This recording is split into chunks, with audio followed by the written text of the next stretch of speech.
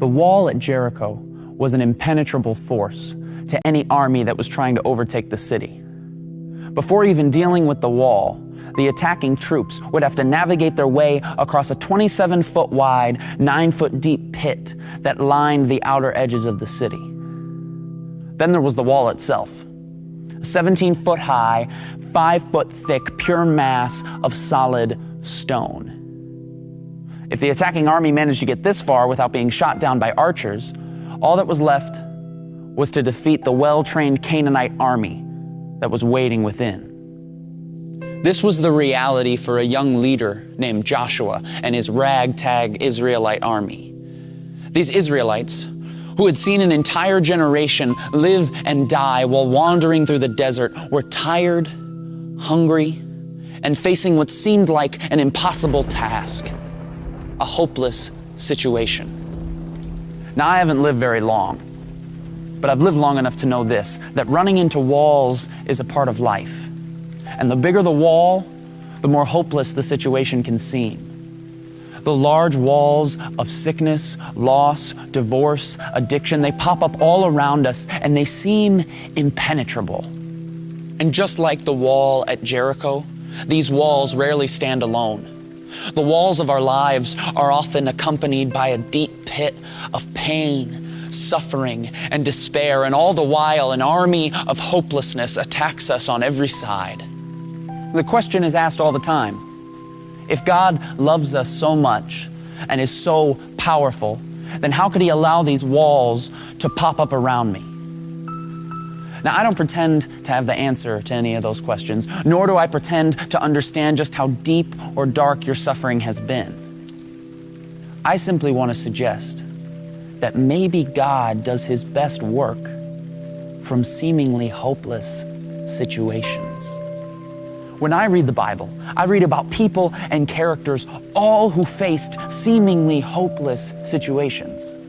In fact, I cannot find a single person who walked faithfully with God without first facing a hopeless situation. Adam and Eve ruined paradise by inviting sin and death into a perfect world. A hopeless case.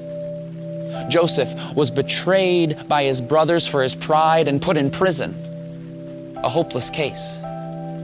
Moses was cornered on the banks of the Red Sea with the most powerful army in the world breathing down his neck. A hopeless case.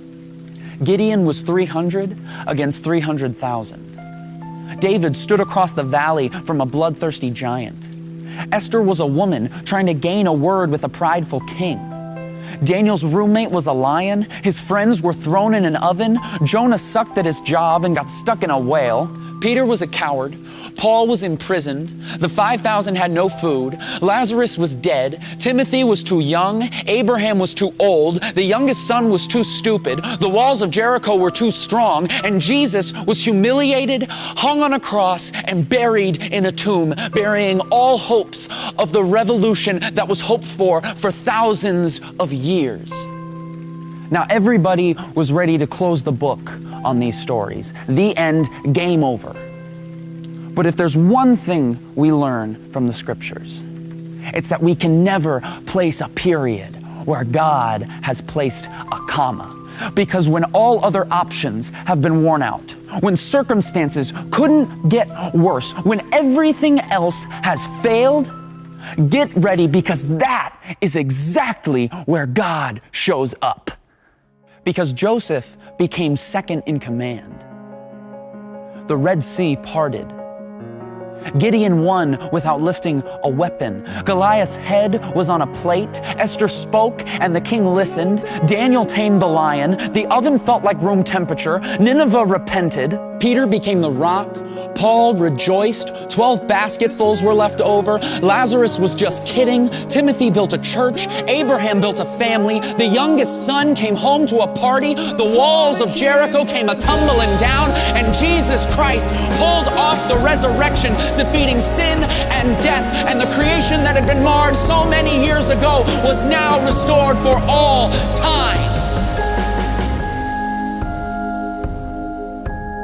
With God, what seems like a hopeless situation is not only possible, it's favorable. Because only God can turn a mess into a message. Only God can turn a trial into a triumph, a test into a testimony, and a victim into a victory. His power is made perfect in weakness. So let us rejoice in our trials and hold unswervingly to the hope we profess, because he who promised is faithful, was faithful, and will always be faithful, no matter how hopeless the situation.